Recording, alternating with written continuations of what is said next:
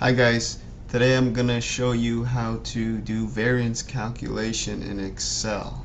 This is almost a part of every single intro or basic statistics course, and I had to do this multiple times before, and I've seen a lot of my students also have to do this. So I thought that would be a good idea to go through this and explain what's going on in calculating the variance step by step in Excel. Okay, and I'll also show you after you've done it that there's a simple function in Excel that will do this for you without all the hard work. Okay, but first of all, here we go. So we have 10 observation, or we have a sample of 10 observations, and here are our observations. Okay, so this is our values, our x values. Okay, so the first thing we want to do is let's get the average of these values. Okay, because in the variance formula we need to have x bar. So we'll do that over here on the side. I've labeled this mean or average x bar, and I'll put it right here. And there's a formula in Excel that does this for us. Every formula starts with the equal sign, and that formula is average. And then you open the parentheses, and then you highlight the x values. Okay, then you close the parentheses and hit enter, and the average of these 10 x values is 7. Okay, we're going to need that in our next column, which is we're going to get the deviations from x.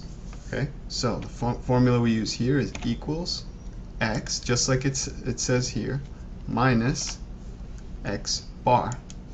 And before you hit enter, so that you can copy this formula down all the way for the rest of the observations instead of typing it 10 times, hit F4.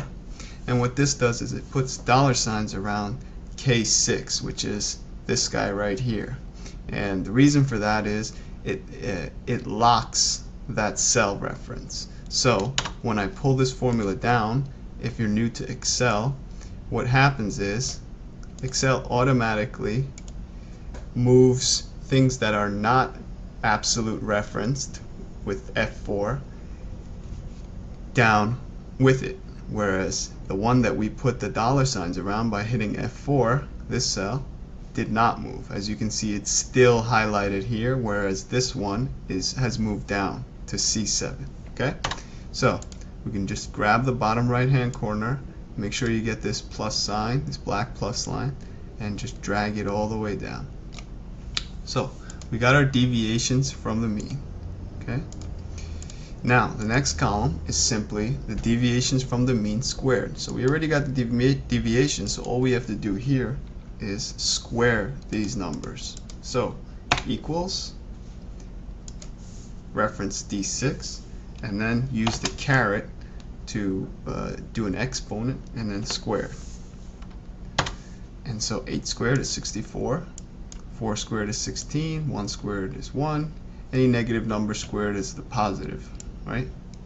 We could drag that all the way down and fill without formatting. Okay, so now we got all the things we need. Next step, let's get the totals of these columns. Okay, so for that we can use equals sum function, highlight all the values, close the parentheses, hit enter. So all these x values added up is 70, and then we can grab the bottom right hand corner and drag this sum function to the right, and this is the number we're really interested in.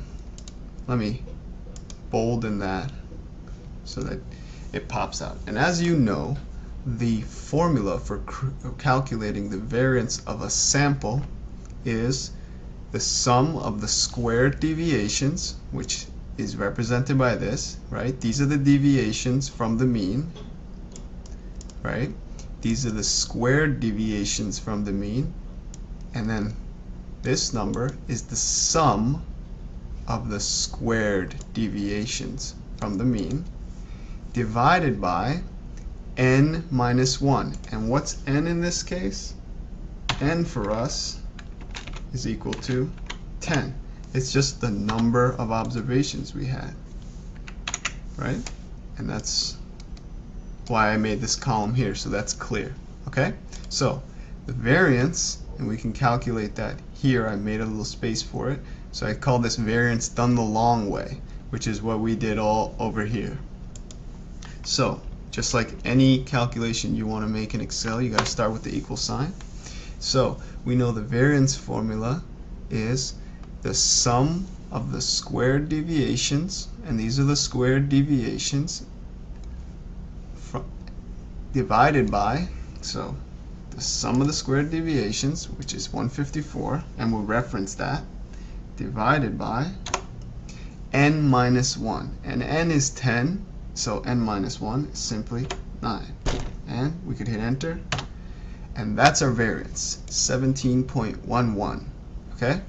Now, that's pretty much what the assignment is, but to take it one step further and check, and also at the same time maybe learn a new function and appreciate the value of functions in Excel, how easy they make life, let's use a function built into Excel called the variance function. And the way you use this function is equals VAR, and you open the parentheses, and then you simply highlight the original observations, the x values.